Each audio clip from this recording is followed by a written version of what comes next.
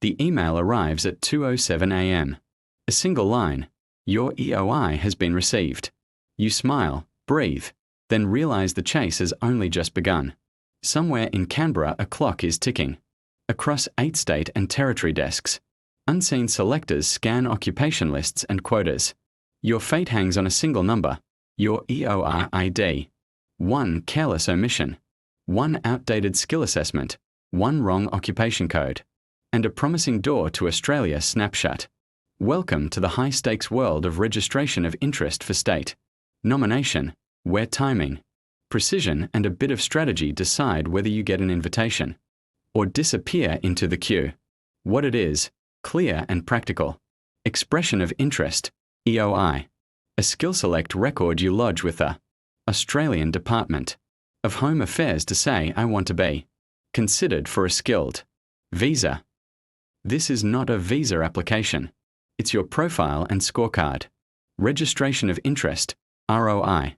For state nomination, a separate form or portal used by many states. Victoria, Queensland, South Australia, Western Australia, NT, TS, NSW, ACT depending on pathway, to signal your interest in being nominated by that state. Submitting an ROI does not guarantee nomination. It puts you on the state's shortlist for selection. Why both? Skill Select, EOI, tells the Commonwealth your points and occupation. ROI tells the state you want there. Nomination and provides state-specific detail they require to assess suitability. Many states require an ROI to be considered. Which visas use state nomination? Most common. Subclass 190, skilled. Nominated, permanent. State nomination gives plus your 5 points. ANZ SCO occupation appears on the state's relevant occupation list. Each state keeps its own list and priorities. If your occupation isn't on their list, you likely won't be invited. 2. Lodge, update your Skill Select EOI. Complete the EOI on the Department of Home Affairs Skill Select site and save the EOR ID. Every ROI will ask for it. Keep your score truthful and up to date. 3. Submit the registration of interest, ROI, to the state. Use each state's portal, Victoria, Live in Melbourne ROI, Queensland, Migration Queensland ROI, South Australia, Skilled and Business Migration Portal, NT, NT Nomination Portal, etc. Some states require ROI first. Others invite you to apply directly if they see your EOI. The ROI is not an application. It's an expression to be considered. 4. Wait for an invitation to apply, ITA, for state nomination. States review ROIs against their priorities, occupation shortages, regional needs, recent work or job offers, age and English levels. If selected, you receive an invitation to apply to that state for nomination. Timelines and quotas. States operate under annual nomination quotas and priority lists. Invitations are released in rounds and subject to changing state priorities. There is no guaranteed timeline. Selection rounds vary by state and year. Practical checklist. What to prepare before you submit ROI. Valid EOI ID from Skill Select. Current skills assessment. Occupation matched to ANZ SCO. English test results, IELTS PT TRF, or evidence of exemptions. CV plus employment references that match dates and duties. Qualifications, degrees, transcripts, and translations if needed. Evidence of ties commitment to the state, job contacts, research, family ties. Prior study or work in state. Top mistakes that turn a promising EOI into a dead lead. Avoid these. 1. Wrong occupation code. Choose the correct ANZ SCO code. Mismatch kills your skills assessment. 2. Missing or expired skills assessment. States will verify. Expired or incomplete assessments lead to refusal. 3. Not recording your EORID. You cannot link to a state without it. 4. Overstating claims. Everything must be provable. States and Home Affairs audit thoroughly. 5. Ignoring state-specific instructions. Some states require extra documents or research evidence at ROI or nomination stage. Insider tips to boost your chances, legal and strategic. Target states actively searching for your occupation.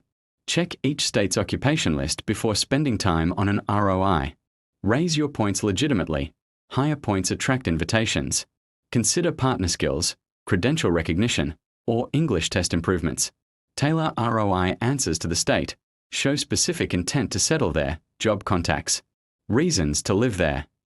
Generic ROIs get lower priority. Keep EOIs updated. If you gain new experience, qualifications, or test scores, edit your EOI before invitation rounds. Short sample ROI timeline. Example. 1. Day 0.